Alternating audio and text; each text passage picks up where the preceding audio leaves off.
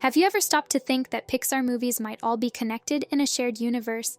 What if I told you about a theory suggesting that Riley, the protagonist of Inside Out, could be Andy's mother from Toy Story? That's right.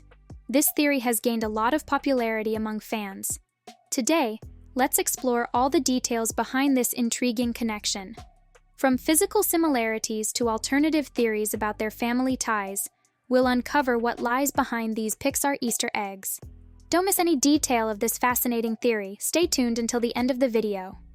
The Pixar theory suggests that all the films are intertwined, forming a complex narrative that spans generations and worlds. It's a rich tapestry of characters and stories that connect in surprising and emotional ways. Have you noticed how Riley, the protagonist of Inside Out, doesn't look much like her parents? This has raised some interesting questions. Could Riley have been adopted? Or is her story even more intriguing than we imagine? Behind her smile and emotional adventures, there might be a secret we haven't uncovered yet. Riley is a blonde-haired, blue-eyed girl, quite different from her dark-haired, brown-eyed parents. This is why the theory suggests she might have been adopted. Now, looking at Andy's mother, it's hard not to notice something interesting. She bears a striking resemblance to Riley. The hair, facial structure, and even their mannerisms. Is it just a coincidence? It's curious that throughout the Toy Story series, we never learn her name. She's only known as Mrs. Davis, which adds to the mystery surrounding her identity. Now imagine this, what if Riley grew up to become Andy's mother? Just think about how that would connect these two universes in such an emotional way. It would explain why Andy loves his toys so much and has such a vivid imagination. Perhaps he inherited that from a mother who understood the importance of toys and emotions. After all, Riley always had her island of goofiness, showing her passion for play since she was young. An interesting detail is that Riley attended a school called Sunnyside, the same name as the daycare center in Toy Story 3, where all that drama with Lotso the bear unfolds. This school appears in one of Riley's memories with her friend Meg, and it's located in the same city where Andy's mother lives. Is it just a coincidence? Maybe not. And there's more. In Inside Out 2, Joy hands Sadness a pair of binoculars that are actually Lenny, the toy from Toy Story, who always helps his friends spy through windows from afar. These two Easter eggs show just how interconnected these worlds are, leaving us full of theories and curiosity.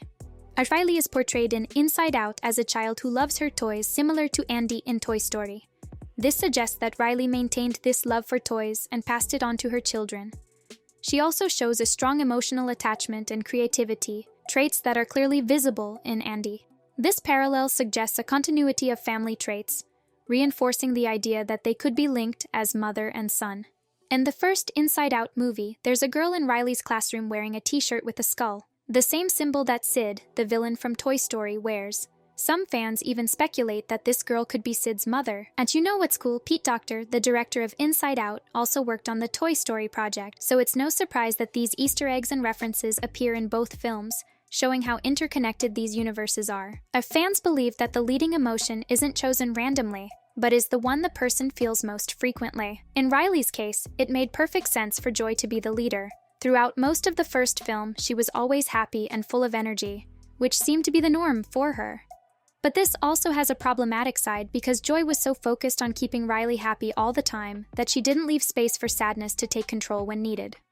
According to the theory, Riley's father is dominated by anger because throughout his life, he has experienced more feelings of anger than any other emotion.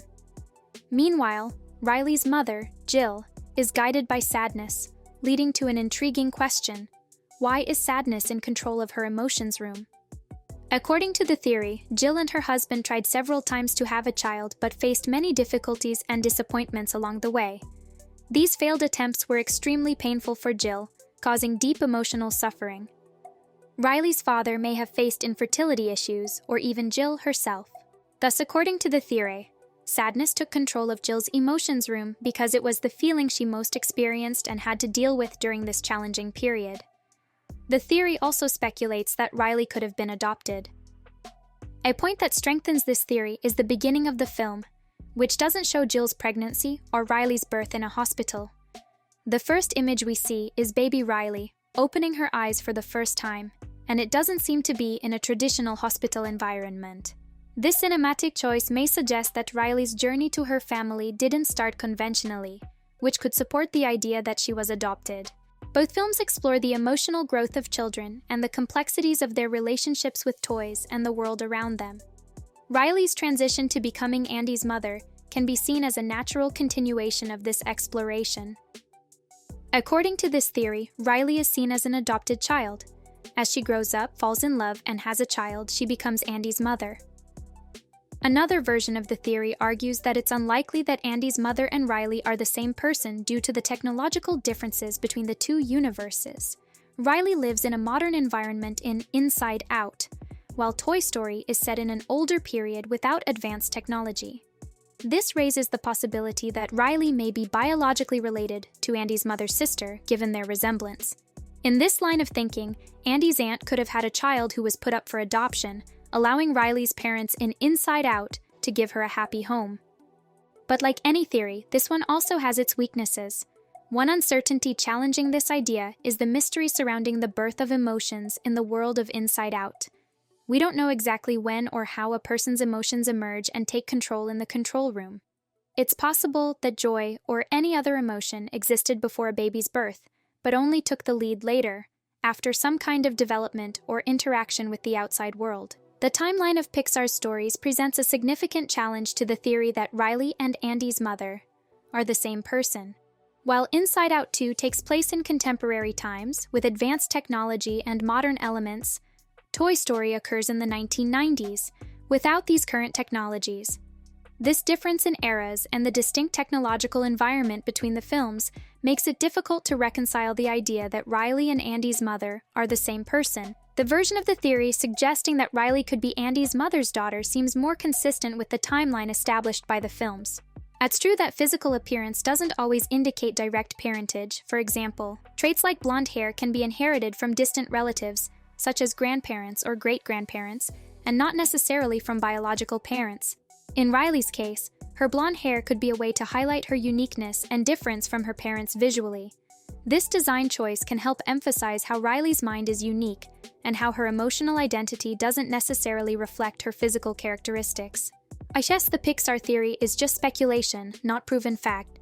I've always found it fascinating for its creativity, but it's important to remember that it's all theory.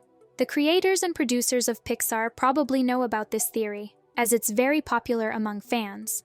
The reason they haven't confirmed or denied it could be strategic. Keeping the mystery alive might be a smart way to maintain fans' interest high for upcoming releases, encouraging them to look for connections between the films.